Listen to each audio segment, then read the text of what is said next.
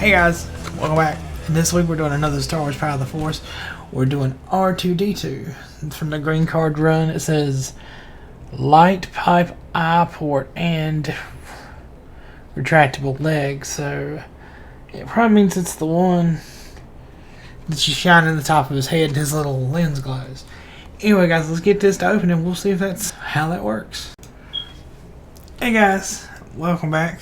And like I said, this week we're covering R2D2 with light pipe eye port and retractable leg. This is from the Star Wars Power of the Force 2 line. This is obviously a green card, so it's one of the later runs. This one has the hollow sticker over the picture, so I think this is a first release of this figure, maybe. From what I've read online, it could be incorrect. If I'm wrong, explain to me some of the packaging variants below, because I've heard that. I've heard how this collection font up here can vary between carding, and that's different. I don't see any variation on the other ones apart from the, I don't know if this is just because of R2D2. This has a ages 4 and up in the top corner there. Another one of mine, the Leia from Bosch, has the 4 and up over here. I don't know if that's a consistent variation, air quotes, but I'd like to learn more. On the back, since this is R2D2 and I know he was released in the first run with the red lightsabers, he does have a more detailed data card. His pretty much the same back as everyone else from this wave, I guess, because this one was also 97. So this is the third one that doesn't show everybody, because with Chewie's not on this, or the Leia. But with all that said, let's get in here on R2, because I always like the R2 figures, because it was something that was shaped different, and I was always curious as to how they did on his figures. Now I'm trying to open him from the bottom here, so if I do keep those cards, they won't have as much tearing on the back of the thing, but they won't be perfect either way. That one's going to be harder to get off, so we won't test that theory. But I've heard that it's just placed over top of a regular one. Hey guys, you saw us opening up R2, so let's take a closer look at him. Sorry if this angle is a little weird, guys. The mounting nut, I guess, for my camera has gone missing because the glue came loose, so I gotta be real careful with the camera this time. But okay, so here we have R2. As just a little bit of a heads up, there's 2 videos this week because R2, he's a good figure, but he doesn't have a lot of extra points. He doesn't have a lot of points of articulation to begin with. So what I'm doing this week is basically putting out 2 smaller videos, because I also wanted to do the another video for leveling up your D&D characters. So it worked out for me to just do 2 short videos this week instead of doing one regular sized video, because R2, I wanted to do it because I hadn't done a Star Wars figure in a while, and he also, like I said, he didn't have a whole lot to go over, so I figured I didn't want you guys to feel cheated. Okay, so let's go over this. You can see we got R2, and mine looks a little rough. I'll go over that when I start talking about the downsides. But little guy, he's a little bit shorter than the other figures. Points of articulation real quick, his head spins around, as you'd expect. His side legs, side feet, spin around 360, both sides. And his middle foot or leg, whatever you want to call it, can go up and then down. And the thing I like about this is you seen that spike goes in that little notch there, so it makes pulling his leg down pretty easy. And this wiggles a little bit in place, but it's more or less meant to come straight up and down. And that's it for points of articulation on R2. Now, sort of a complaint here. Hopefully you guys can see this. If you stand him straight up like that, which R2 in storage has been done like that, is fine. But if you try to lean him like he's scooting, make sure, yeah, there it clicked. I guess it's long enough technically. It's not quite. Like, see, if I put his feet down there, you can see the space. I kind of wish this was hinged or a bit longer so you could pose him like that.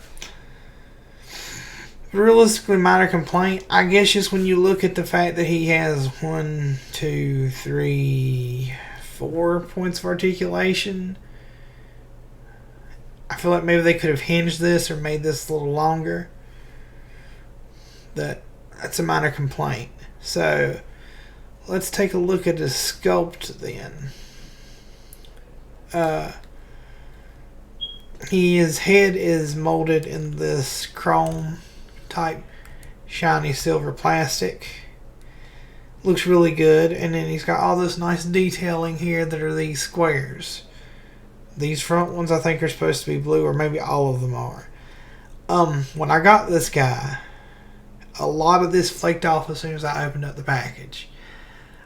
I didn't have one back in the day, so I don't know if they were all prone to do that, because I could imagine if this type of plastic wasn't primed, which it's not, you can kind of see there was nothing underneath.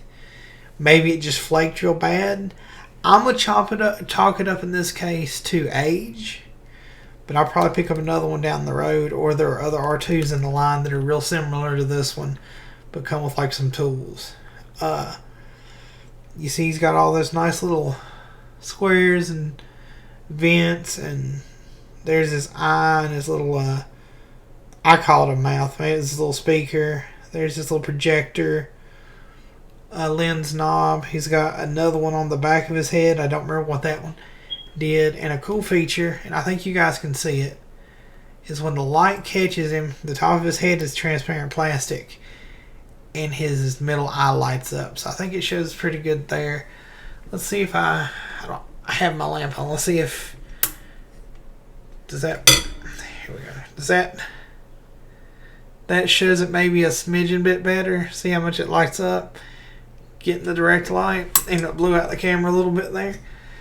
So that's a cool little bit extra. His chest is really detailed and overall painted well. He's got all these square sort of textures that are not painted, but I don't think they were on R2 either, but you can look on the picture. But like his 2 blue stripes across his front are there. This little venti or speaker section is nice, and it has this silver metallic paint on some parts, which is really nice. Not this type of plastic, but actual metallic paint. And I really like that one square there's got blue with the metallic, and there's a little metallic there. He's got those square details around his middle foot, and he's got some more square detailing on his back. 2 more holes or vents or plugs there in the silver metallic. Some blue squares. Then you look at him from the side. He's got his white bits that was those main colors of his leg. He's got this blue section with a little metallic painted piston in his shoulder joint, which is a screw. That's cool. A good bit of detail. These little brown spots on his feet. I don't remember what those are for. Sorry. But yeah, overall for a little guy, like, I like the detail in the character. I like, for everybody's favorite, rolling trash can, he's got a decent amount of posability. I mean, apart from that, in the prequels, didn't he have a thruster he could fly around with a little bit? I think that's sorry guys, that's pretty much all R2 did. Going over packaging variants real quick, because I went out of order this week, guys. Sorry, I've been up I've been up late. He did come out in the first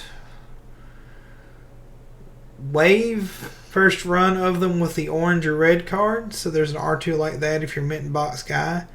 And then there are the repacks. He was in the repack wave ones with the green card. I think this one, you'll have to look in the unboxing footage. I either have the hollow sticker on this one, or this might have been one that had a regular sticker.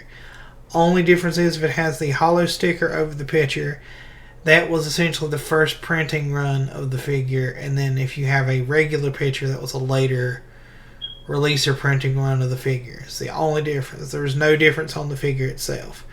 And it is possible he might have some collection number variations. I didn't go crawling through all eBay to find it because I think it's a really...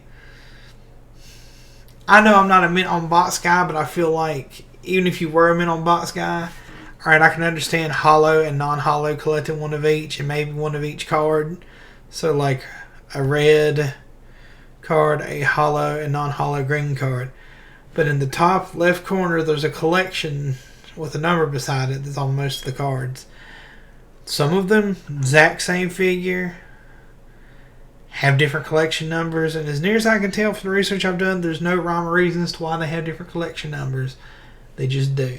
So depending, I guess, on how completist you are about your inbox collection, I don't envy you guys, because that potentially could be 4 R2s. Assuming he doesn't have a hollow red card, which I've heard some red cards did come with a hollow sticker towards the end of it, but the websites I've seen did not give an exact listing of which ones did, so I'm not going to count that unless you can find one. Maybe there is. So that's 4, potentially, well, that's 3, potentially 4 to 5 R2s if you had to have every variation of like American or wherever you live packaging. And I don't know, for me personally, it's not the way I collect, because I like having them out because I enjoy them. This guy, if I would have known he was going to flake like he did, I might have left him in pack. I might get another one of this guy and leave it in package just because of the flaking. The good thing about, and as I said about some of the other ones, these figures aren't that expensive. So if something like this happens, I'm out like $6, probably more. Well, and I guess if I really want to get technical, maybe more like $8 for, if you include shipping. So if I have to get another R2, it's fine. Or my cat's lost my Yoda's staff off the shelf and I can't find it, so I have to get another Yoda. So if something like this happens, I'm more willing to roll the dice on getting another one to keep out of package. And if I do get one out of package that doesn't flake, I can give this to a friend or give it to one of my nephews. One of my friends' friends. I don't actually have nephews yet. But anyway, guys, that's pretty much everything to go with this, everyone's favorite little trash can. The sassiest astro mech in the galaxy. I hope you enjoyed it. As always, follow us on all the social medias. If you got any questions about collecting Power of the Force 2, I can't swear I'll know it off the top of my head, but maybe we can look around on the internet together and get you an answer.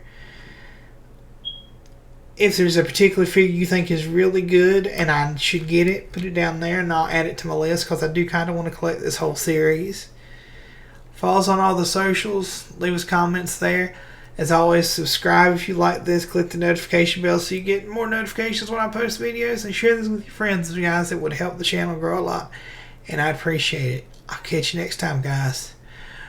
Peace.